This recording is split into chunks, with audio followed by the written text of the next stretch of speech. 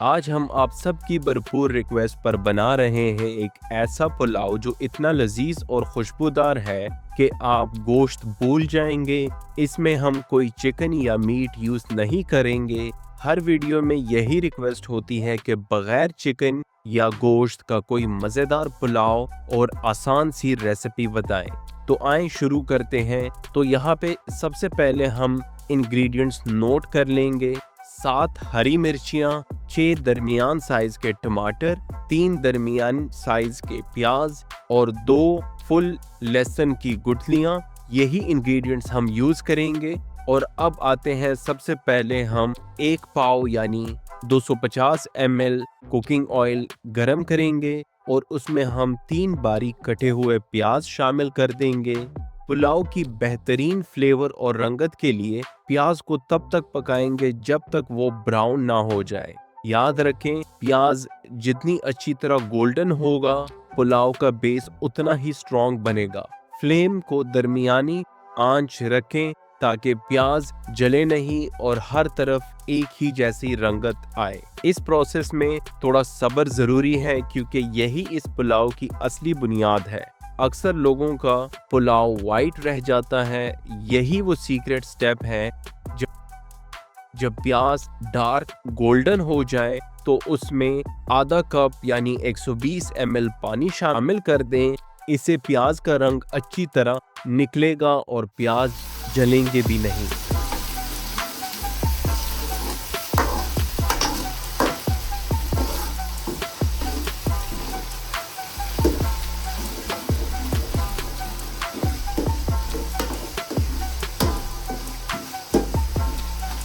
अब हम चम्मच से इनको अच्छी तरह मिक्स करेंगे।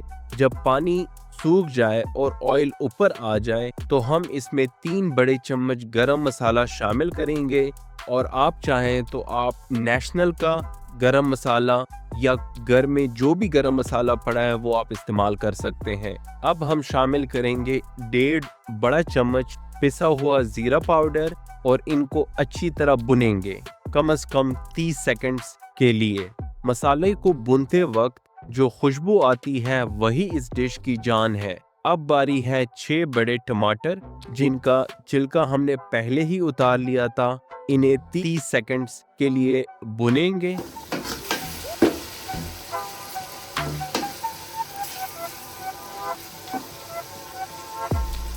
और 30 सेकंड्स बाद फिर हम 7 साबित हरी मिर्चियाँ इसी तरीके से काट कर शामिल करेंगे और साथ ही 2 फुल लहसुन की गुठलियाँ यानी लहसुन बल्ब्स डालेंगे।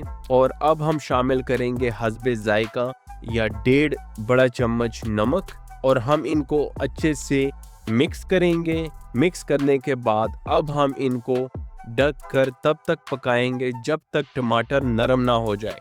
टमाटर का पानी अच्छी तरह खुश्क होना चाहिए ताकि मसाले एक जान हो जाए। लहसुन की गठलियाँ डालने से जो ग्रेवी बनती है वो चावल में एक बहुत महसूस और देसी जायका पैदा करती है जो सबको बहुत पसंद आता है।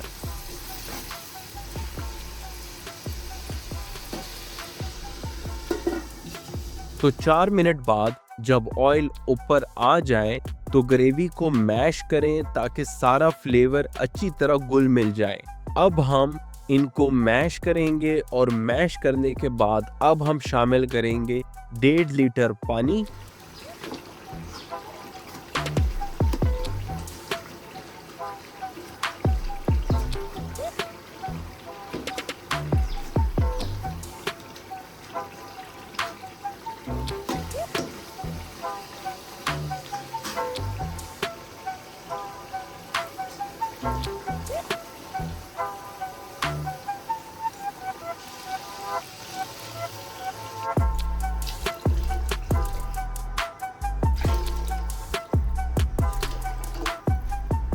जब पानी उबलने लगे तो इसमें 1 किलो भिगोए हुए सेला चावल शामिल कर दें जिनको हमने 1 घंटे पहले से भिगो कर रखा था। ध्यान रहे चावल को हल्के हाथ से मिक्स करना है ताकि वो टूटे नहीं।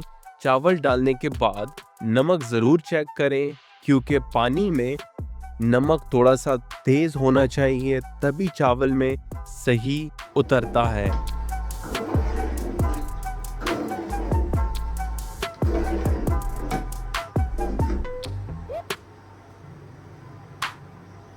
तो 20 मिनट पकाने के बाद जब पानी 90% खुश्क हो जाए तो इसे 15 मिनट के लिए दम पर रख दें। दम के लिए तवा नीचे ज़रूर रखें। तो माशाल्लाह 15 मिनट दम पे रखने के बाद लीजिए हमारे बेहतरीन पुलाव तैयार है। घर वालों को खिलाएं और तारीफ पाएं। दम खोलते ही जो खुशबू उठेगी वो सबको खाने पर मजबूर कर देगी। इसे रायते और सलाद के साथ सर्व करें और अपने खाने का मज़ा दोबाला करें। उम्मीद है आपको आज की ये रेसिपी पसंद आई होगी और आप एक दफ़ा ज़रूर ट्राई करेंगे। तो मिलते हैं अगले रेसिपी में, तब तक के लिए अल्लाह हाफ़िज़, खुश रहें।